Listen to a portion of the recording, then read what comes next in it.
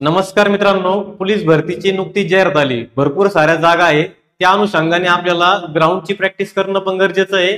त्याचबरोबर आपल्याला लिखीची प्रॅक्टिस सुद्धा करणं खूप गरजेचं आहे. त्यातल्या त्यात आपल्या जे काही पोलीस भरती आहे पॅटर्न नुसार जर पाहिलं तर गणित व बुद्धिमत्ता या दोन विषयावर 50 मार्कचे 50 क्वेश्चन आहे. आणि हे 50 क्वेश्चन जर तुमच्या हातात असतील तर साहजिकच आहे तुम्ही मेरिटमध्ये येऊ शकता. तर त्या अनुषंगाने आपण काही पीवायक्यू बॅच किंवा ऑनलाईन पीवायक्यू क्लास चालू केले. जसं की आजचा टॉपिक आहे आपला एकक स्थानचा अंक ओळखणे. टॉपिक खूप सोपा आहे पण बऱ्याच मुलांना कळतच नाही का हा टॉपिक कसा सोडवायचा. जरी तुम्ही नवीन असाल किंवा तुम्ही 2-3 वर्ष अभ्यास करणारे विद्यार्थी असाल तरी पण तुम्हाला या टॉपिकचा फायदा होणार आहे, कारण तुम्हाला काहीतरी नवीन गोष्टी शिकायला मिळणार आहे. तर आपण आता टॉपिकला चालू करू. का आपल्याला काय असतं, प्रश्न असतो का एकक स्थानचा अंक ओळखा. काहीतरी वरती किंमत दिली असते, गुणाकार केला असतो किंवा घातांकाच्या स्वरूपात असतो किंवा बेरीज असते. जसं की आपण थोडीशी बेसिक कन्सेप्ट क्लिअर करण्याचा प्रयत्न करू आधी. का आपण इथं बेसिक कन्सेप्ट मध्ये काय विचारू शकतात, तर सगळ्यात महत्वाचं म्हणजे बऱ्याच विद्यार्थ्यांना एकक स्थान, दशक स्थान, शतक स्थान याच गोष्टी माहित नसतात. तर थोडक्यात त्यांना त्या माहित व्हावा याच्यासाठी मी एक संख्या लिहितो. जसं की मी जर समजा लिहिली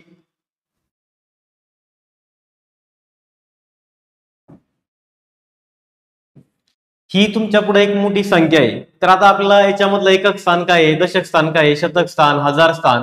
तर पेपरला पहा जनरली एकक स्थानावर जास्त प्रश्न विचारतात. तर आपण आता सध्या या लेक्चरमध्ये एकक स्थानचाच विचार करणार आहे. ठीक आहे. तर आपल्या जे काही उजव्या बाजूला जे काही पहिला अंक असतो याला आपण काय म्हणतो, एकक स्थानचा अंक म्हणतो. ठीक आहे. त्याच्या शेजारी असतो दशक स्थानचा अंक, त्याच्यानंतर असतो शतक, याप्रमाणे पुढं हजार, 10,000, लाख, 10 लाख याप्रमाणे पुढे चालू असणार आहे. तर आपल्याला पेपरला जनरली हाच प्रश्न विचारतात का एकक स्थानचा अंक ओळखा. ठीक आहे. जसं की प्रश्न पुढे बघणारच आपण, पण त्याच्या अगोदर आपण याच्यातले सगळे कन्सेप्ट अगदी क्लिअर करणार आहे. ठीक आहे. मग आता जसं की ही एक संख्या आहे, तुम्हाला एकक स्थान, दशक स्थान, शतक, हजार, 10,000 याप्रमाणे आपल्याला संख्याचं थोडंसं नॉलेज माहित असणं खूप गरजेचं आहे. मग आपल्याला जनरली काय होतं, तर वारंवार एकक स्थानचा अंक हा विचारला जातो. मग त्याच्या अगोदर पहा का सगळ्यात महत्वाचं थोडंसं बेसिक क्लिअर करण्यासाठी मी जर सहज म्हणलं पहा, बेरीज जर केली समजा 532 प्लस 834 यांची बेरीज केली असता यांच्या एकक स्थानी कोणता अंक येईल. मग आता हे सगळ्या विद्यार्थ्यांना माहिती आहे, अख्ख्या महाराष्ट्रातल्या विद्यार्थ्यांना माहिती आहे. मग आपल्याला काय करायचंय, फक्त 532 आणि 834 यांची बेरीज करायची आहे. मग 532 आणि 834 जर मी यांची बेरीज केली तर 4 आणि 2 किती झाले, 6 झाले, 3 आणि 3 किती झाले, 6 झाले, 8 आणि 5 किती झाले, 13 झाले. यांची बेरीज केल्यानंतर मला एकक स्थानी किती मिळाला, तर मला एकक स्थानी मिळाला 6. किती मिळाला एकक स्थानी, मला 6 मिळाला. म्हणजे ज्या वेळेस मी 532 आणि 834 यांची बेरीज केली तर त्या बेरजेच्या एकक स्थानी मला किती मिळाला, 6. याचं उत्तर 6 आहे. पण आता आपल्याला एवढी मोठी बेरीज पण नाही करायची आहे, तर मग मला काय करायचंय, तर मला फक्त यांच्यातलं एकक स्थान घ्यायचं आहे. जसं की हा एकक स्थान घेतला आणि हा एकक स्थान घेतला, या दोघांची जरी बेरीज केली तरी माझं काम भागून जातं. म्हणजे 4 अधिक 2 काय झालं, 6 झालं. इथपर्यंत सगळ्यांना कळलं असेल, एकदम बेसिक आहे. एक दोन एक्झाम्पल नाही समजतील, पण तुम्ही जर समजा शेवटपर्यंत व्हिडिओ बघितला तर तुम्हाला हा टॉपिक पूर्ण डोक्यात फिट होईल. परत तुम्हाला या टॉपिक कडे बघायची सुद्धा गरज पडणार नाहीये. आता उदाहरणार्थ जर समजा मी गुणाकार केला, उदाहरणार्थ एकदम सोपा गुणाकार केला, समजा 12 गुणिले 15 केले आणि मी जर असं म्हणलो तुम्हाला का 12 गुणिले 15 यांचा गुणाकार केला असता याच्या एकक स्थानी कोणता अंक येईल.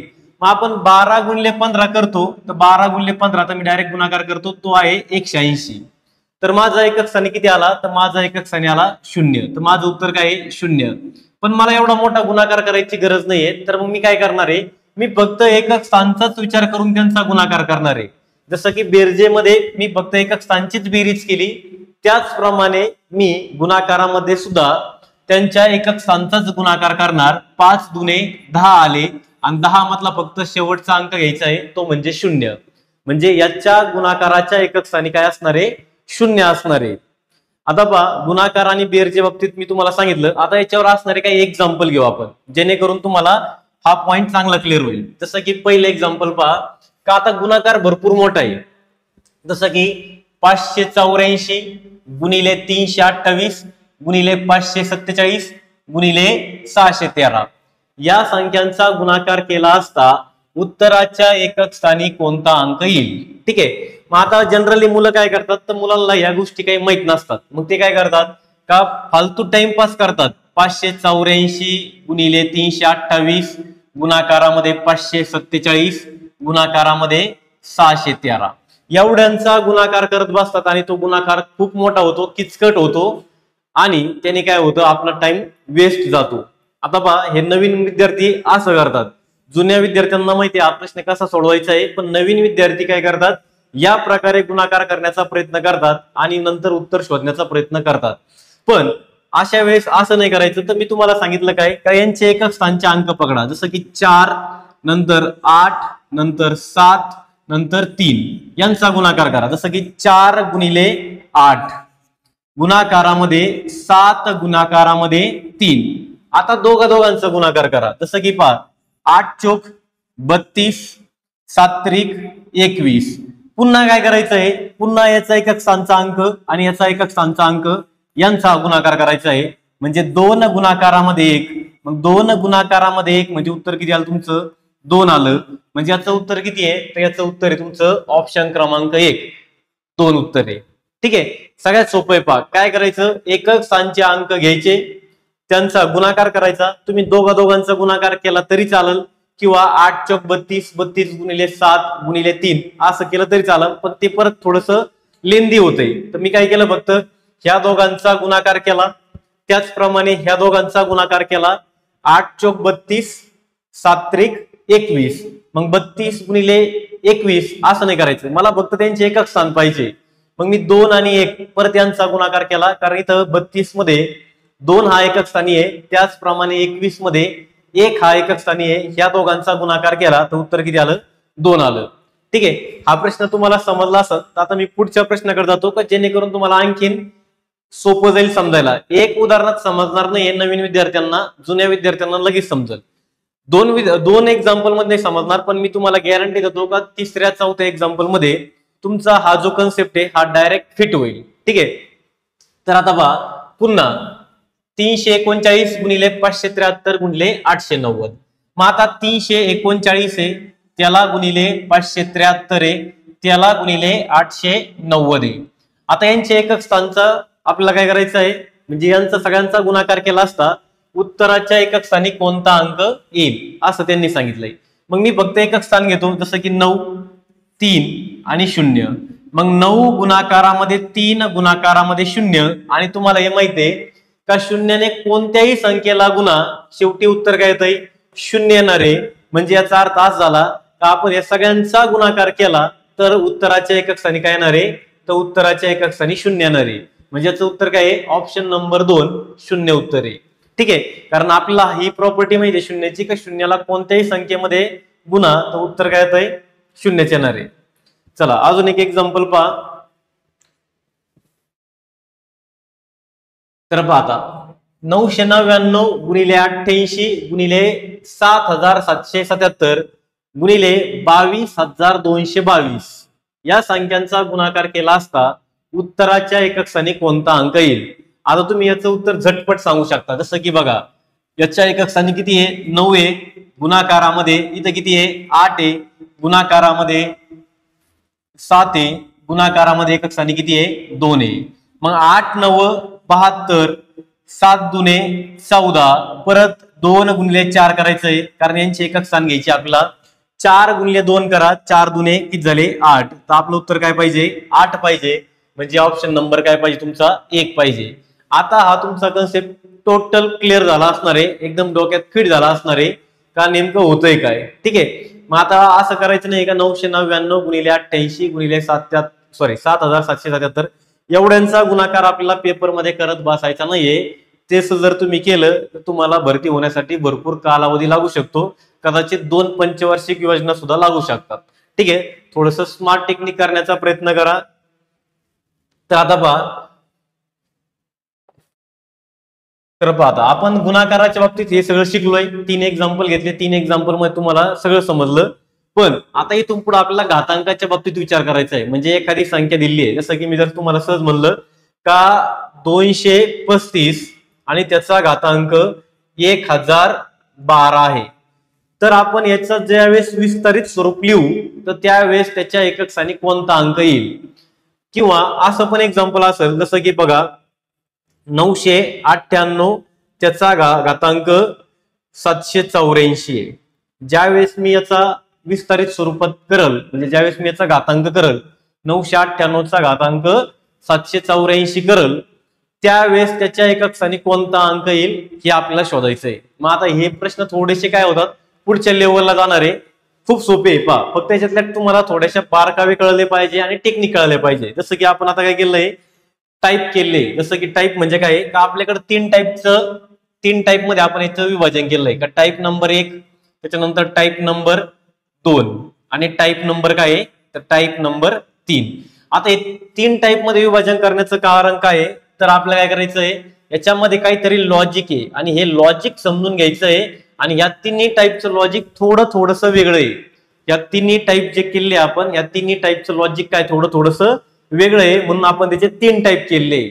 जसं की पहिल्या टाईप मध्ये कोणते कोणते अंक येतात तर पहिल्या टाईप मध्ये आपल्याकडे 0 1 5 आणि 6 म्हणजे हे जे काही अंक आहे ते जर तुमचे एकक स्थानी असेल आणि त्याचा घातांक तुम्हाला किती जरी दिला तर त्याचं उत्तर कसं शोधायचं हे समजण्यासाठी आपल्याला टाईप 1 आपण याच्यामध्ये ठेवलेलं आहे आणि त्याचं लॉजिक समजून घेणं गरजेचं आहे.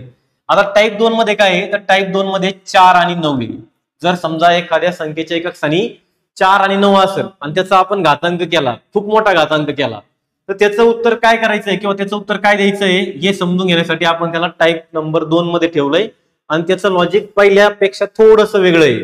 आणि उरलेले जे काही अंक आहे आता उरले काय तर तुम्ही म्हणा सर उरले 2 3 7 आणि 8 हे जे काही 4 अंक उरले तर याचं लॉजिक वेगळं आहे.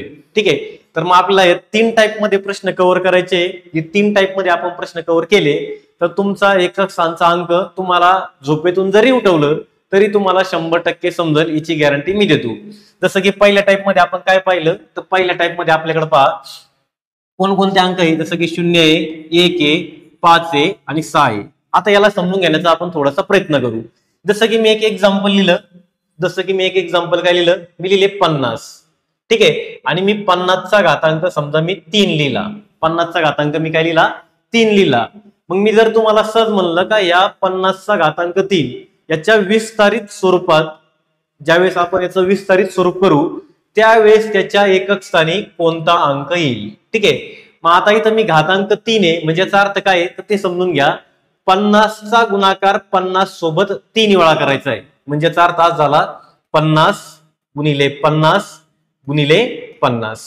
आणि आता थोड्या वेळापूर्वी मी तुम्हाला हे सांगितलं का आपल्याला फक्त एकक स्थानच्या अंकांचा गुणाकार करायचा आहे. जसं की 0 गुणिले 0 म्हणजे 0 परत 0चा गुणाकार 0 सोबत 0 म्हणजे याचं उत्तर काय येणार आहे 0 येणार आहे. याचं उत्तर काय येणार आहे 0 येणार आहे. आता इथं घातांक मी किती जरी मोठा केला याचा घातांक मी किती जरी मोठा केला एक्झाम्पल पहा जसं की मी घेतले 120 घेतले आणि त्याचा घातांक मी घेतला 999. किती घेतला मी 999. याचा अर्थ काय होतो रे 120 चा गुणाकार 120 सोबत किती वेळा करायचा आहे 999 वेळा. म्हणजे असं करायचंय पहा 120 गुणिले 120 गुणिले 120 ही जी काही गुणाकाराची प्रोसेस आहे ही पुढे कितीपर्यंत चालणार आहे तर तुम्ही म्हणा सर 999 वेळा असे 120 लिहायचे आपल्याला. मग आता ते पेपरवर लिहिणं अशक्य आहे. ठीक आहे मग आपल्या लक्षात आलं काय त्यानंतर 0 गुणिले 0 गुणिले 0 असंच करायचंय शेवटी किती वेळा 999 वेळा. मग आता एवढं करण्यापेक्षा मी काय केलं मी तर एकक स्थान पाहिला. एकक स्थान किती आहे 0 आहे. मग याच्या अलीकडे कोणतीही संख्या असू द्या मला त्याच्याशी काही घेणं देणं नाहीये.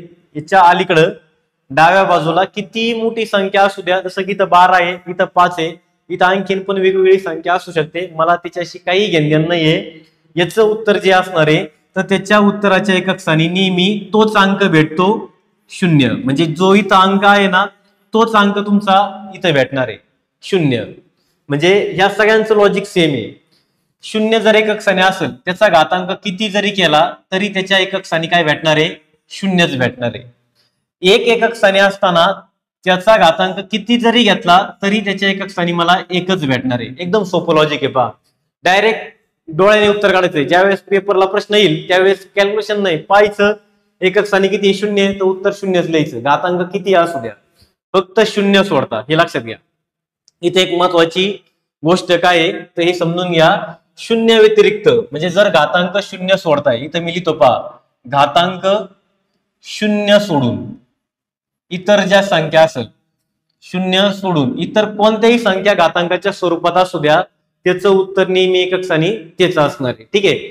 मग आता पहा, जसं की 5चं उत्तर काय असणार आहे, तर तुम्ही म्हणा सर 5चं उत्तर काय असणार आहे? एकक स्थानी 5च असणार आहे, कारण इथं 5 आहे, तर उत्तराचे एकक स्थानी 5 येणार आहे. 6, तर तुम्ही म्हणा सर 6 सुद्धा 6च येणार आहे. आता याचं समजा आणखीन एक थोडंसं आणखीन विश्लेषण करायचं ठरलं, जसं की एक्झाम्पल पहा, मी जर म्हणलं तुम्हाला का 25चा वर्ग करा किती आहे, तुम्ही म्हणा सर 25चा वर्ग लगेच करणार तुम्ही 625. पहा इथं एकक स्थानी 5 होते, इथं पण एकक स्थानी किती आले? 5च आले. मी जर तुम्हाला सहज म्हणलं का 75चा वर्गच करू आपण, 75चा वर्ग किती आहे? तर 7 8 56 25 किती आहे? 56 25. इथं एकक स्थानी 5 होता, इथं सुद्धा एकक स्थानी किती आला? 5 आला. म्हणजे आता तुमच्या लक्षात आलं असेल का घातांक किती जरी मी वाढवला तरी त्याचं उत्तर मला एकक स्थानी काय भेटणार आहे? 5 भेटणार आहे. आता हे तुम्हाला याच्या मागे लॉजिक समजलं असेल. फक्त एखाद्या संख्येचा, समजा एखादी संख्या आहे पहा 825 आहे आणि त्याचा घातांक जर 0 आला तर तुम्हाला घातांकाचा एक नियम माहित पाहिजे, तो म्हणजे काय? कोणत्याही संख्येचा घातांक जर 0 असेल तर त्याचं उत्तर नेहमी 1 असतं. तर मग अशा वेळेस जर घातांकच 0 आला, मग इथे एकक स्थानी जरी 5 असला तर 5 उत्तर येणार नाहीये. तर हे डिपेंड करेल का हा घातांक जर 0 असेल तर त्याचं उत्तर आपण नेहमी काय लिहिणार आहे? 1 लिहिणार आहे. हा थोडा याच्यामधला काय आहे, थोडक्यात कन्सेप्ट होता. ठीक आहे. आता पहा आपण याच्यावर असणारे उदाहरण घेणार आहे. जसं की एक्झाम्पल मध्ये पहा, पहिलं एक्झाम्पल पहा. आता पेपरला विचारताना प्रश्न तुम्हाला 2 भाषेमध्ये विचारले जातील. या दोन्ही भाषाचा अर्थ एकच आहे, फक्त विचारण्याची पद्धत वेगवेगळ्या भाषेमध्ये मांडलेली. जसं की बघा 235चा घातांक 99 या संख्येच्या विस्तारित रूपात एकक स्थानचा अंक काय असेल, ही पहिली भाषा आहे. किंवा तोच प्रश्न तुम्हाला वेगळ्या भाषेमध्ये विचारतील, मग आपल्याला याच्यामध्ये गोंधळ करायचा नाहीये. ती दुसरी भाषा म्हणजे काय? का 235चा गुणाकार 99 वेळा केला असता, 235चा गुणाकार 99 वेळा केला असता. आता 99 ने गुणायचं नाही आपल्याला.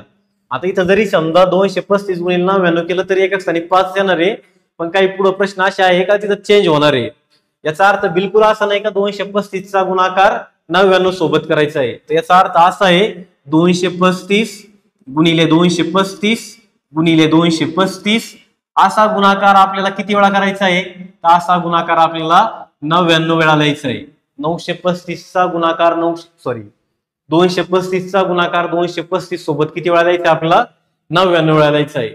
तर आपल्याला असं ही जी काही भाषा आहे ही भाषा समजणं खूप गरजेचं आहे. गणितामध्ये काय होतं, कीवर्ड पकडणं खूप गरजेचं असतं. जर ते नाही पकडलं तर आपलं उत्तर चुकण्याचे चान्सेस भरपूर असतात. ठीक आहे.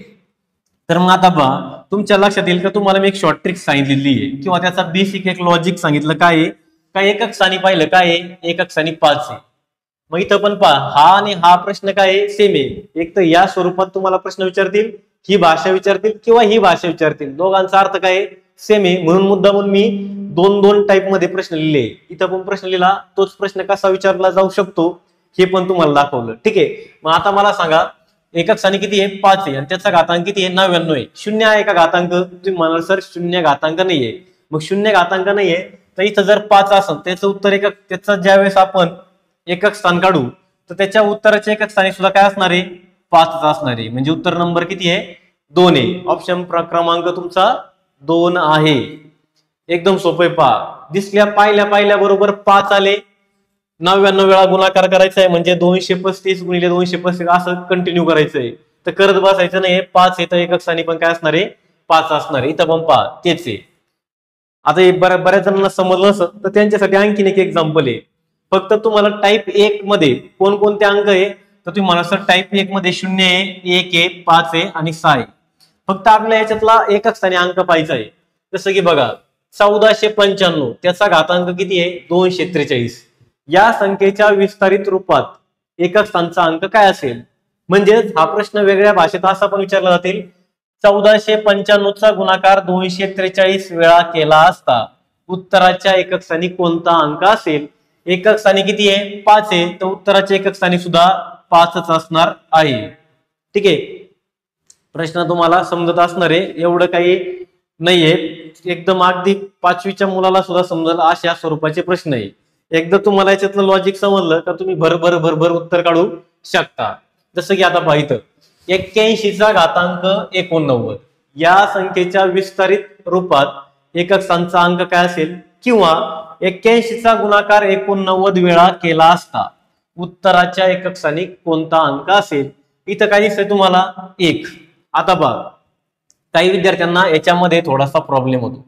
अशा स्वरूपात किंवा अशा भाषेमध्ये जर तुम्हाला प्रश्न विचारला तर आपल्याला काही समजत नाही. आपण काय करतो माहितीये का? 81चा गुणाकार 89 वेळा केला, आपण ढोबळ मनाने काय करतो? 81 गुणिले 89 करतो आणि नंतर याच्याचा गुणाकार केल्यानंतर एकक स्थानी कोणता अंक येईल? तर आपण म्हणतो 199 म्हणजे एकक स्थानी 9 येईल. आणि आपल्याला जर ऑप्शन इथं 9 दिला असेल तर आपलं उत्तर काय होणार आहे? लगेच चुकणार आहे. कारण पेपर सेट करणारा काय करतो माहितीये का? प्रश्न असे सेट करतो का समजा हा एखादा प्रश्न आहे आणि ह्या प्रश्नाचं ज्यावेळेस तुम्ही उत्तर किंवा तुमच्या पद्धतीने ज्यावेळेस तुम्ही त्याचं सोल्युशन करायला तयार करतात, चालू करतात, त्यावेळेस तो पण तुमच्या सारखाच विचार करतो, पण तो विचार आणखीन थोडासा वेगळा करतो. काय वेगळा करतो? तो काय करतो? ह्या प्रश्नाचे सोल्युशन देताना जर तुम्ही चुकले तर तुम्ही कुठपर्यंत जाऊ शकता, त्याचं फायनल उत्तर काय असू शकतं, हा पण ऑप्शन सेट करतो. आणि ज्यावेळेस तुम्ही बरोबर पद्धतीने गेले आणि बरोबर उत्तरापर्यंत पोहोचले तर थोडक्यात काय करतात? त्याचं उत्तर काय असतो तर ते पण ऑप्शन सेट करतो. म्हणजे दोन्ही ऑप्शन सेट करतोय. जर समजा थोडक्यात आपण पहा का कुठं जर समजा एखाद्या गावाला जायचं असेल तर एखाद्या गावाला जाताना जर समजा आपल्याला मध्येच 2 रोड लागले आणि आपला जर टर्न चुकला, समजा आपल्याला इथं 2 रोड लागले, आपलं इथं काहीतरी छोटीशी मिस्टेक झाली तर आपण या पद्धतीने इकडे जर गेलो तर आपण चुकीच्या ठिकाणी पोहोचतोय, बरोबर ना? आणि आपण जर करेक्ट टर्न घेतला तर बरोबर आपण आपल्या निश्चित ठिकाणी पोहोचतोय. सेम पेपर सेट करणारा पण तुमच्या मेंदू सोबत खेळत असतो, सायकोलॉजी विचार करत असतो का मुलं कुठं फसू शकतात, त्यानुसार तो ऑप्शन सेट करत असतो. पहिलं काय व्हायचं का? पहिलं म्हणजे 5-6 वर्षापूर्वी का तुम्हाला ढोबळ मनाने बाजारातून पुस्तक आणून तेच प्रश्न तुम्हाला पोलीस भरतीला असायचे. पण ज्यावेळेस तुम्ही PYQ पाहताल आता येत्या मागील 4 वर्षाचे म्हणजे कोरोना नंतरचे, ठीक आहे, त्यावेळेस तुम्हाला समजेल का प्रश्नाची पातळी ना उंचावलेली आहे आता. ठीक आहे, प्रश्नाची पातळी उंचावलेली आहे ना. आपल्याला पण मेरिट मध्ये यायचं असेल तर आपल्याला पण त्याच लेवलचा अभ्यास करणं गरजेचं आहे. मी तुम्हाला अजून पण सांगतो का 75-80 मार्क कोणाला पण पडतात, पण जे वरचे 20 मार्क आहे 100 मधले, तर ते 20 मार्क तुमचे मेरिटचे, त्याच्यामध्ये तुम्ही किती मार्क घेता त्याच्यावर तुमचं मेरिट ठरलेलं असतं. ठीक आहे, तर मग आता पहा, तर हे असं बिलकुल करायचं नाहीये का 81 गुणिले 89 तर त्याचं उत्तर 9 येतंय, तर हे चुकीचं आहे. याचा अर्थ नीट समजून घ्या. 81चा गुणाकार 89 वेळा केला म्हणजे 81 गुणिले 81 गुणिले 81 असं 89 वेळा आहे. तर मी तुम्हाला काय सांगितलं, एकक स्थानी किती आहे? 1 आहे, तर याच्या उत्तराच्या एकक स्थानी सुद्धा काय असणार आहे? 1च असणार आहे, म्हणजे पर्याय क्रमांक 1. ठीक आहे, समजलंय? पहा, तुम्हाला मी सांगितलं का पहिल्या टाईप मध्ये काय आहे? 0, 1, 5 आणि 6 हे पहिल्या टाईप मधले आपलं हे पहिला टाईप क्लिअरच पाहिजे. एवढे अंक आले का त्याच्या उत्तराच्या एकक स्थानी तेच अंक असतात, फक्त घातांक 0 नकोय. ठीक आहे, जसं की आता पहा पुढचं एक्झाम्पल, 396चा घातांक 70 आहे. मग आता पहा तुम्ही जर असं केलं 396चा गुणाकार 70 वेळा आणि 396 गुणिले जर 70 करून टाकले तर 6 गुणिले 0 म्हणजे 0. ते पहा उत्तरामध्ये 0 यायचे, लगेच ऑप्शन नंबर काय करताल तुम्ही? चौथा टिक मार्क करून मोकळं होताल. पण तुमचं उत्तर चुकल आणि ज्यावेळेस आपण घरी आल्यानंतर आधी आपल्याला खूप कॉन्फिडन्स असतो का अरे बाप मी मॅथचे एवढे प्रश्न कव्हर केले किंवा मी एवढे सोडवले, पण ज्यावेळेस मित्रांमध्ये जातो आपण आणि हळूहळू एकेका प्रश्न चुकायला लागतो त्यावेळेस आपल्याला कळतं का आता आपण मेरिटच्या बाहेर चाललोय. ठीक आहे, त्यावेळेस सगळ्यात महत्वाचं काय माहितीये का? तुम्ही पेपरसाठी 10 सेकंद तुम्ही जादा घ्या एखाद्या प्रश्न सोडवण्यासाठी, पण प्रश्न काळजीपूर्वक वाचणं खूप गरजेचं आहे. जर तुम्ही प्रश्न काळजीपूर्वक वाचला, प्रश्नाची भाषा जर तुम्हाला समजली तर मी तुम्हाला सांगतो का 50% तुम्ही उत्तरापर्यंत पोहोचलेले असतात. एकदा प्रश्न वाचला नाही समजला, 2दा रीड करा, 2दा वाचून काढा, दुसऱ्यांदा 100% समजतो. घाई घाई करायची नाहीये, डोकं शांत ठेवून पेपरला गेल्यानंतर प्रश्न अटेंड करायचे असतात. जसं की आता पहा, इथं पहा एकक स्थानी किती आहे, 6 आहे, तर याच्या उत्तराचे एकक स्थानी सुद्धा काय येणार आहे, 6च येणार आहे. पहिल्या उत्तर येतंय. कोणतंही जास्त याला सोडवण्याचा प्रयत्न करायचा नाहीये, फक्त सांगितल्याप्रमाणे तुम्हाला जे काही टाईप मध्ये मी जे अंक ठेवले 0 1 5 6 असं पाठच करून ठेवा. हा, आता टाईप नंबर काय आहे, 2 आला. आता टाईप 2 मध्ये काय ठेवलं होतं आपण, तर तुम्ही म्हणा सर टाईप 2 मध्ये आपण 4 आणि 9 ठेवला होता. बरं, हे 2च अंक ठेवण्यामागे काय कारण आहे, तर हे 2 अंक ठेवण्यामागे कारण असं आहे का यांच्या दोन्ही अंकाचे लॉजिक सेम आहे. आता पहा एक्झाम्पल पहा, जसं की मी जर म्हणलं का 4चा घातांक 1 जर केला तर उत्तर किती येतं, तुम्ही म्हणा सर उत्तर येणार 4. मी जर 4चा वर्ग केला, तर काय येईल, तर तुम्ही म्हणा सर 4चा वर्ग जर तुम्ही केला तर 4चा वर्ग 16 आहे. मी तुम्हाला अजून जर म्हणलं का 4चा घन करा, तर तुम्ही म्हणा सर 4चा घन किती आहे, तर 4चा घन आहे 64. मी जर तुम्हाला म्हणलं का अजून एक घातांक वाढवा, 4चा चौथा घात करा, तर तुम्ही म्हणा सर 4चा चौथा घात किती आहे, 200, 4 चौक 16, आजचा गेले 4 4 आणि 25 256 आहे.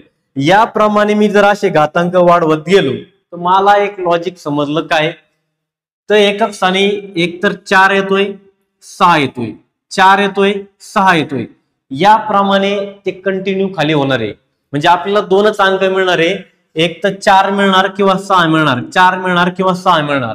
मग आता 4 कधी मिळणार आणि 6 कधी मिळणार हे चेक करण्यासाठी आपल्याला तो घातांक जो आहे तो घातांक सम आहे का विषम आहे ते लक्षात येणं गरजेचं आहे.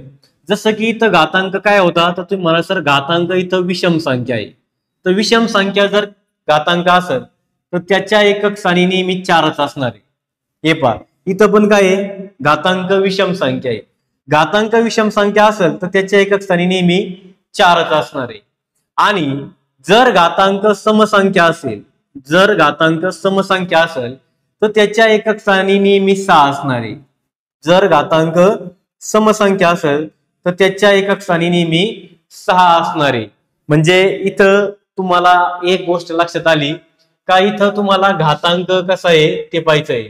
समजा तुमच्या हे लक्षात आलं, काय लक्षात आलं का, एखाद्या संख्येच्या एकक स्थानी 4 4 4 4 4 आहे, एखाद्या संख्येच्या एकक स्थानी काय आहे 4 आहे.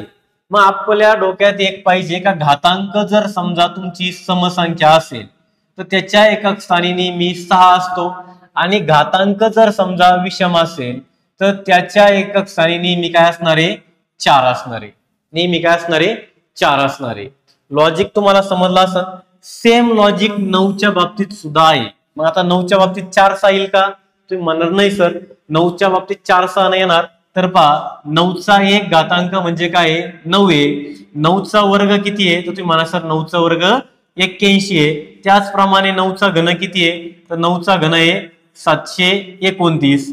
याप्रमाणे मी जर खाली गेलो तर मला काय भेटणार आहे, पुढचे अंक भेटणार आहे. मग माझ्या लक्षात आलं का, जर समजा घातांक विषम असेल तर माझा एकक स्थानी 9 येतो, आणि घातांक जर समसंख्या असेल 9च्या बाबतीत, मी काय म्हणतोय 9च्या बाबतीत, तर माझ्या एकक स्थानी काय येतोय 1 येतोय.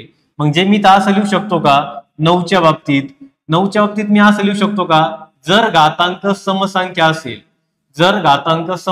असेल तर उत्तराच्या एकक स्थानी नेहमी 1 येतो, आणि जर समजा घातांक विषम संख्या असेल तर उत्तराच्या एकक स्थानी नेहमी 9 येतो. उत्तराच्या एकक स्थानी काय येतो, नेहमी 9 येतो. हे जर तुमचे 2 कन्सेप्ट क्लिअर झाले असतील तर आता आपण घेणार आहे प्रश्न. तर पहा, आता तुम्ही व्हिडिओ पॉज करा आणि लिहून घ्या वाटलंच तर, नाही का. आता ही सध्या तरी व्हिडिओ रेकॉर्डिंग स्वरूपात आहे. एक 2-4 दिवसानंतर आपण डायरेक्ट एक टाइम ठरवून लाईव्ह बॅच, प्रॅक्टिस बॅच किंवा लाईव्ह PYQ घेण्याचा प्रयत्न करणार आहे. ठीक आहे. त्याच्यामध्ये तुम्ही तुमचे स्वतःचे डाऊट्स पण विचारू शकता, किती पण डीप लेवलचे डाऊट्स विचारू शकता, पण ते डाऊट अभ्यासाला धरून पाहिजे, फालतू नकोय. जसं की पहा 374 त्याचा घातांक 343 आहे. मग आता 374 आहे त्याचा घातांक किती आहे, तर 343 आहे. आणि तुम्हाला सांगितलं का याच्या विस्तारित स्वरूपात एकक स्थानचा अंक काय असेल, किंवा 374चा गुणाकार 343 वेळा केला असता त्याच्या एकक स्थानी कोणता अंक असेल? मी तुम्हाला सांगितलं इथं काय आलंय, तुम्हाला सांगितलं आले एकक स्थानी 4. मग एकक स्थानी 4 असेल तर आपण काय करतो, तर आपण त्याचा घातांक चेक करतो. एकक स्थानी जर समजा तुमचा 4 असेल तर आपण काय करतो, घातांक चेक करतो. 4 आणि 9 बाबतीत आपण त्याचा घातांक चेक करतो. आता परत पहा, एक पॉइंट सांगायचा राहिला तर कोणत्याही संख्येचा घातांक जर 0 केला तर त्याचं उत्तर 1 असतं. तो अपवाद आहे यामध्ये, त्याच्यामुळे त्याला बाजूला ठेवा. आता पहा, मग इथं एकक स्थानी काय आहे, 4 आहे, तर आपला घातांक चेक करायचा आहे. घातांक चेक करायचा म्हणजे काय करायचा, तो घातांक समसंख्या आहे का विषम संख्या आहे ते चेक करायचंय. तर तुम्ही 343 तुम्हाला समजलं. आता थोडस बेसिक नॉलेज सगळ्यांना माहित पाहिजे, समसंख्या आणि विषम संख्या म्हणजे काय. तर तुम्हाला बेसिक नॉलेज माहित असेल तर 343 म्हणजे तुमची कोणती संख्या आहे, विषम संख्या आहे. कोणती संख्या आहे, विषम संख्या आहे. मग एकक स्थानी 4 आहे आणि त्याचा घातांक जर विषम असेल तर मी तुम्हाला काय सांगितलं पहा बरं, 4च्या बाबतीत घातांक जर विषम असेल तर उत्तराच्या एकक स्थानी काय असतं, नेहमी 4 असतं. म्हणजे याचं उत्तर काय असणार आहे, तर या प्रश्नाचं उत्तर असणार आहे नेहमी 4. किती असणार आहे, नेहमी 4 असणार आहे. कारण घातांक विषम आहे, घातांक विषम आहे तर उत्तराच्या एकक स्थानी नेहमी 4 असणार आहे. उत्तराच्या एकक स्थानी नेहमी काय असणार आहे, 4. क्लिअर. फक्त डोळ्यांनी बघायचं, ओळखायचं घातांक सम आहे का विषम आहे. इथं पण चेक करायचं एकक स्थानी 4 आहे का 9 आहे. 4 असेल घातांक विषम आहे तो उत्तराच्या ठिकाणी 4च येणार आहे. आता पहा, सगळ्यात महत्वाचं, हे पाठ करायची गरज नाही, हे सगळे तुमचे ऑब्झर्वेशन आहे. मी ऑब्झर्वेशनच केले होते. मी इथं घातांक वाढवत गेलो होतो आणि इथं घातांक वाढवल्यानंतर मला एक गोष्ट समजली. काय समजली मला एक गोष्ट, तिथं त्याच्या एकक स्थानी काय नेमकं होतंय. तर मला एक कळतं का 4 6 4 6 4 6 सोडून दुसरा कोणताही अंक येत नाहीये. मग तेच लॉजिकचा विचार केला मी 9च्या बाबतीत. 9 बाबतीत पण तेच आहे. मग पेपरला गेल्यानंतर पाठ करायचा नाहीये, तुम्ही असं थोडस साईडला रफ वर्क केलं तरी तुम्हाला त्याचं लॉजिक समजून जातं. एवढं काही अवघड नाहीये. चला पुढचा प्रश्न पहा, इथं पण काय आहे, एकक स्थानी 4 आहे. मग एकक स्थानी 4 आहे तर 64चा घातांक किती आहे, तर 64चा घातांक आहे 1024. ठीक आहे. मग आता इथं काय आहे, तुमच्या एकक स्थानी 4 आहे. मग 4च्या बाबतीत आपण काय करतो, तर 4च्या बाबतीत आपण घातांक चेक करतो. याचा घातांक काय आहे, तर तुम्ही म्हणा सर याचा घातांक आहे 1024. मग आता 1024 हा घातांक काय आहे, सम आहे का विषम आहे. तुम्ही म्हणा सर सम आहे, कारण समसंख्येच्या एकक स्थानी 0 2 4 6 8 यापैकी अंक येतात. विषम संख्येच्या एकक स्थानी 1 3 5 7 9 हे अंक येतात. मग आता हा तुमचा घातांक कसा आहे, सम आहे. मग घातांक जर सम असेल तर दिलेल्या उत्तराच्या एकक स्थानी कोणता अंक यायला पाहिजे, तर तुम्ही म्हणाल सर जर सम असेल तर उत्तराच्या एकक स्थानी काय यायला पाहिजे, 6 यायला पाहिजे. विषम असेल तर 4 येईल, सम असेल तर 6 येईल. याचं उत्तर काय तुमचं ऑप्शन नंबर 3. किती यायला पाहिजे, 6 यायला पाहिजे. ठीक आहे, किती यायला पाहिजे, 6 यायला पाहिजे. चला नेक्स्ट क्वेश्चन पहा. आता पहा नेक्स्ट क्वेश्चन पहा, 129चा घातांक 189 आहे. मग आता 129 लिहिले, त्याचा घातांक किती आहे, तर 189 आहे. ठीक आहे. सगळ्यात महत्वाचं एकक स्थानी पाहिलं काय 9 आहे आणि 9च्या बाबतीत आपण काय चेक करतो, घातांक चेक करतो. मग याचा घातांक काय आहे, तर याचा घातांक आहे 189 आहे. मग हा घातांक कसा आहे, तर तुम्ही म्हणा सर हा घातांक आहे विषम आहे. हा घातांक कसा आहे, विषम आहे. मग घातांक जर विषम असेल तर आपण त्याच्या उत्तराच्या एकक स्थानी काय असणार आहे, तर तुम्हाला माहिती आहे घातांक जर विषम असेल तर काय असणार आहे, तर उत्तराच्या एकक स्थानी किती असणार आहे, 1 असणार आहे. नसन लक्षात राहत तर आपल्याकडे 4 टिपा पहा. घातांक जर समजा विषम असेल तर उत्तर किती आहे, 9 आहे. सॉरी माझ्याकडून काहीतरी मिस्टेक झाली, पुढे गेला प्रश्न. सॉरी, काय असणार आहे, 9 असणार आहे. किती असणार आहे, 9 असणार आहे. कारण पहा 9चा 1 घातांक म्हणजे उत्तर किती आहे, 9 आहे. 9चा वर्ग म्हणजे किती आहे, 81 आहे. म्हणजे सम बाबतीत आपण 1 घेतो आणि विषम बाबतीत काय घेतो, आपण 9 घेतो. ठीक आहे, माय मिस्टेक. चला तर याचं उत्तर किती असणार आहे, 9. म्हणजे याच्या एकक स्थानी काय उत्तर असणार आहे, 9च असणार आहे. समजलंय? घातांक जर विषम असेल तर उत्तराच्या एकक स्थानी नेहमी 9 असतात. घातांक जर सम असेल तर उत्तराच्या एकक स्थानी नेहमी 1 असतो. चला नेक्स्ट पहा. चला 999 चा घातांक, 999 चा घातांक किती आहे? 1000 आहे. मग आपल्याला कळतं काय एकक स्थानी 9 आहे. आपण काय करतो 9 आणि 4 च्या बाबतीत घातांक चेक करतो. हा जो काही घातांक आहे तर हा घातांक तुमचा सम आहे आणि घातांक जर सम असेल तर उत्तराच्या एकक स्थानी काय असणार आहे? तर उत्तराच्या एकक स्थानी नेहमी 1 असतो. म्हणजे याचं उत्तर जे काय आहे ते ऑप्शन क्रमांक 1 आहे. ठीक आहे.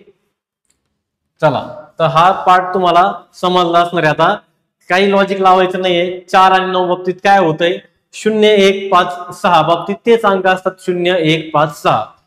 4 च्या बाबतीत काय? थोडंसं रिव्हिजन घेतो. 4 च्या बाबतीत काय? एकक स्थानी जर प्रश्नात 4 असेल आणि त्याचा घातांक जर समजा सम असेल तर उत्तराच्या एकक स्थानी 6 असतो आणि विषम असेल तर तोच असतो म्हणजे किती? 4 असतो. सेम 9 च्या बाबतीत जर समजा घातांक सम असेल तर उत्तराच्या एकक स्थानी 1 असतो आणि 9 च्या बाबतीत जर घातांक विषम असेल तर उत्तराच्या एकक स्थानी नेहमी 9 असतो.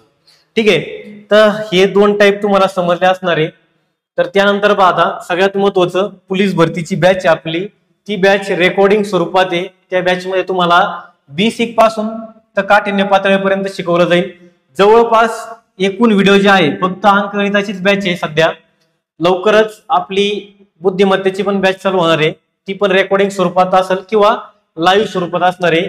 130 प्लस व्हिडिओ आहे आणि सगळे व्हिडिओ मी तुम्हाला 40 मिनिटं 35 मिनिटं 30 मिनिटं या स्वरूपात केलेले आहे तयार, जेणेकरून तुम्ही बोर नाही झाले पाहिजे. कारण एक दीड तासाचे जर आपण व्हिडिओ जर केले तर आपल्याला तेवढं बुद्धीमध्ये जात नाहीये किंवा आपण बोर पण होऊ शकतो. ठीक आहे. तर 130 प्लस व्हिडिओ आहे. बॅचचा जो कालावधी आहे तो 6 महिने असणार आहे आणि तुम्ही अनलिमिटेड वेळा बघू शकता. ठीक आहे. तुम्ही त्याला अनलिमिटेड वेळा बघू शकता. अगदी भूमितीचे सुद्धा खूप सारे डीप लेवलचे कन्सेप्ट मी इथं क्लिअर केले आहे. त्याचप्रमाणे बीज गणिताचे सुद्धा खूप डीप लेवलचे कन्सेप्ट मी इथं क्लिअर केले आहे. ते तुम्ही एकदा बघून घेऊ शकता. तुम्हाला जर समजा लेक्चर समजत असतील तर तुम्ही ती बॅच परचेस करू शकता. तसं पण आपलं आता युट्यूबवर आपण दररोज PYQ या स्वरूपात आपण प्रश्न कव्हर करणार आहे. ठीक आहे. आता सगळ्यात महत्वाचं तुमचा राहिलेला आहे टाईप 3. काय राहिलेला आहे? टाईप 3. मग आता हा जो काही टाईप 3 राहिलेला आहे तर हा टाईप 3 तुम्हाला नेक्स्ट व्हिडिओ लेक्चर मध्ये भेटणार आहे. कारण नेमकं टाईप 3 मध्ये काय लॉजिक आहे, मग टाईप 3 मध्ये काय काय आपल्याकडं तर कोणकोणते अंक आहे तर टाईप 3 मध्ये आपल्याकडे 2 3 7 आणि 8 हे अंक आहे. मग आता याच्या मागचं लॉजिक काय आहे हे आपल्याला काय करणार आहे आपण तर आपण हे नेक्स्ट लेक्चर मध्ये हा टाईप 3 पूर्ण समजून घेण्याचा प्रयत्न करणार आहे आणि त्याच्यानंतर आपण थोडीशी मिक्स प्रॅक्टिस करणार आहे या पूर्ण याच्यावर झालेल्या घटकावर. ठीक आहे. आता हा टाईप 3 जो आहे जर सगळ्यात जास्त तुम्ही कमेंट करायची आहे, व्हिडिओला जास्तीत जास्त लाईक करायचं आहे आणि आपल्या मित्रांना शेअर करायचंय तर पुढच्या लेक्चर मध्ये टाईप 3 याच्यावरचे सविस्तर तुम्हाला शिकवलं जाईल. ठीक आहे. नाही जरी केलं तरी सविस्तर शिकवणारच आहे, पण एक सपोर्ट म्हणून तुम्ही तेवढं गोष्टी करू शकता. तर आपण इथं थांबतोय. धन्यवाद.